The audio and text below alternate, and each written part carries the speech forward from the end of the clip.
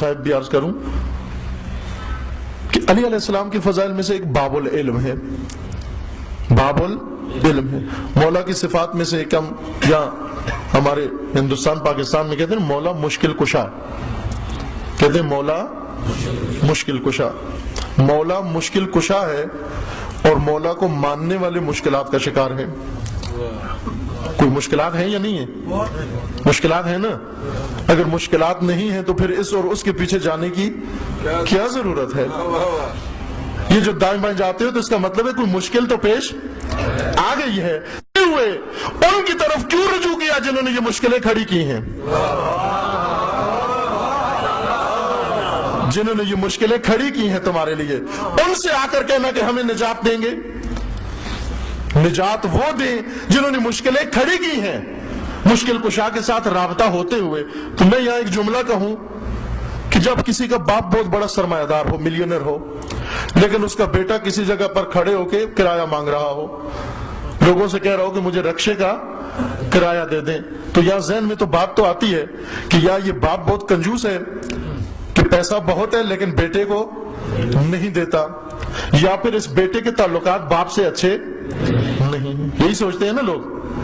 لیکن اگر باپ کے بارے میں علم ہو جائے کہ یہ باپ تو بڑا سخی ہے, یہ باپ تو بڑا کریم ہے, یہ باپ تو ساری دنیا کو دینے والا ہے, لیکن اس کا بیٹا آج مانگ رہا ہے, تو یا صرف ایک بات ذہن میں آتی ہے کہ اس بیٹے کے تعلقات باپ سے صحیح نہیں ہیں.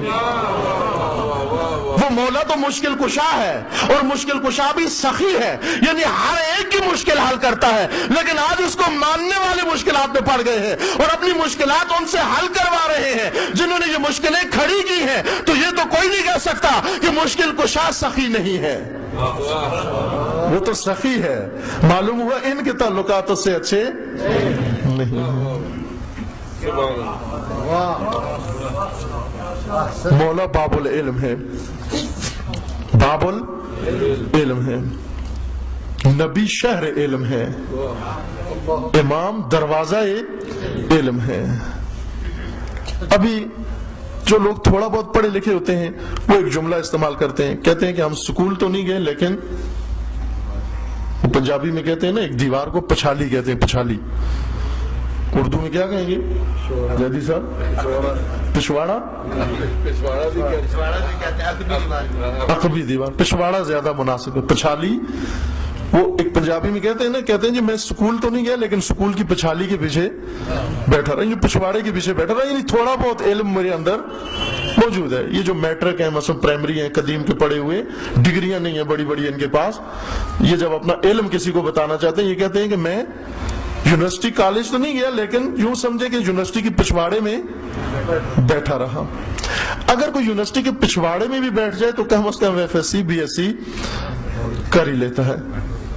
اگر نہ بنے پروفیسر اور سائنسدان تو کم از کم پچھواڑے میں بیٹھ کر اتنا تو کر ہی لیتا ہے. لیکن ایک آدمی کو آپ کہیں کہ ادھر نام لکھو, وہ کہتے میں تو انگوٹھا لگاتا ہوں. اگر اسے کہیں کہ یہاں اپنا نام لکھو سائن کرو, وہ کیا کہے میں تو انگوٹھا لگاتا ہوں. آپ اسے کہیں کہ کہاں رہتے ہو, کہے یونیورسٹی میں. رہتا یونیورسٹی میں ہے, لگاتا انگوٹھا ہے. تو دنیا ہنسے گی نہیں اس پر جیسے آپ ہنس پڑے اس پر. ہنس پڑے نا. اب ذرا دیکھیے کس پر ہنسے. تو یہ ہنر ہے انسان اپنے آپ پہ ہنسے, یہ ہنر ہے.